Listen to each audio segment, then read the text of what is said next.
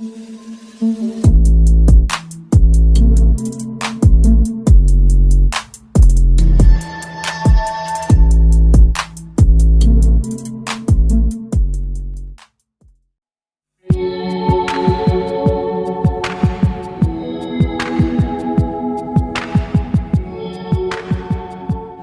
sculpteur d'idées, un artiste de la vie, partie 6.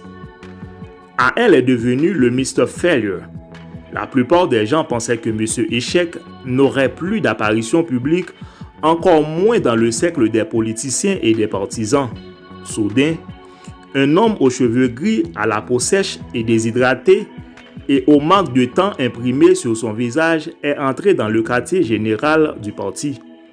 Les gens l'ont vu, mais ils n'ont pas cru ce qu'ils l'ont vu. Ils se frottaient les yeux pour mieux voir. Ce n'était pas possible, mais c'était lui-même. Sa présence provoqua étonnement et réflexion. Il n'y avait pas de place pour les perdants, mais pour les gagnants, pensaient certains. D'autres ont imaginé que A.L. était là pour signer une lettre publique annonçant qu'il abandonnerait à jamais ses rêves. D'autres encore ont supposé qu'il était là pour plaider pour un emploi public. À la surprise de tous, le perdant a fait frissonner ses collègues en exprimant son désir de se présenter à nouveau au Sénat. Deux choses importantes que vous avez besoin de bien maîtriser dans les lignes qui suivent. Il y a une grande différence entre l'individualisme et l'individualité. L'individualisme est une caractéristique malsaine de la personnalité, ancrée dans l'incapacité d'apprendre des autres, dans le manque de solidarité, dans le désir de s'occuper en premier, en second et en troisième de ses propres intérêts. En dernier lieu, il y a les besoins des autres. Tandis que l'individualité, à son tour, est ancrée dans la sécurité, la détermination, la capacité de choisir. C'est donc une caractéristique très saine de la personnalité. Malheureusement, nous développons souvent l'individualisme, pas l'individualité. A.L. a développé une individualité mature. Il voulait diriger son bateau même face aux turbulences. Ce n'était pas radical, ce n'était pas agressif, il n'était pas égocentrique, c'était juste un rêveur. Il voulait simplement être fidèle à ce en quoi il croyait. Certains réussissent, mais ne sont pas fidèles à leur conscience. Ils obtiennent de grosses sommes d'argent de manière louche. Ils brillent sous les projecteurs, mais à l'intérieur, ils sont opaques. Quiconque n'est pas fidèle à sa conscience a une dette impayable envers lui-même. En effet, malgré le mauvais bilan de ses défaites, notre rêveur a mené une campagne exquise pour le Sénat. Il était déterminé à gagner. Dans les rues, les gens criaient « vaincu ». Dans les carrés, « perdant ».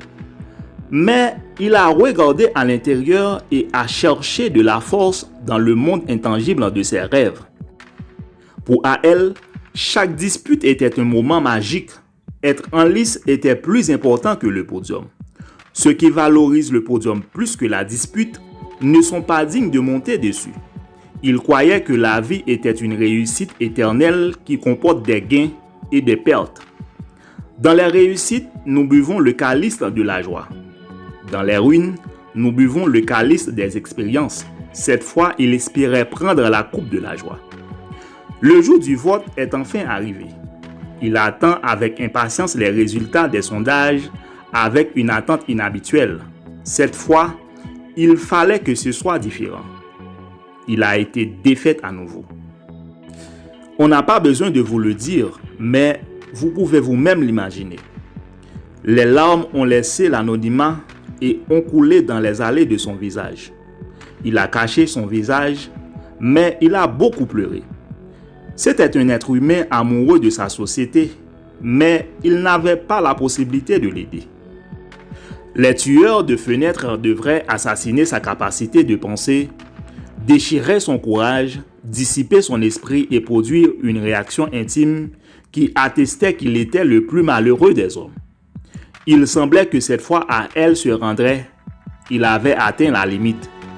Il ferait tout sauf postuler pour n'importe quel poste ou pour le club des perdants. Il serait contrôlé par le fantôme de la peur et le monstre de la défaite. Seul le silence pouvait contenir sa frustration indéchiffrable. Merci à tous les internautes qui m'ont suivi avec beaucoup d'attention. Si vous avez aimé, n'hésitez pas de liker et aussi de partager. C'est la seule manière que vous pouvez m'aider à grandir. Alors, s'il vous plaît, il ne faut donc jamais oublier de partager. C'était votre ami Jaronès Cadet. Que Dieu vous bénisse et vous protège. Bonsoir et à très prochainement.